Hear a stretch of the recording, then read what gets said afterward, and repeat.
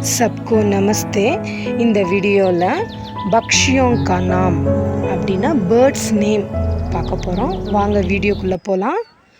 கௌவா, grow, மோர், peacock, தோதா, farad, கௌரையா, Sparrow, முர்கா, காக், கபூத்தர், pigeon, badak, duck, ullu, owl, garud, eagle, bagula, crane.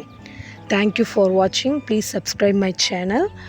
Next video வந்து फूलों का नाम பார்க்கலாம்.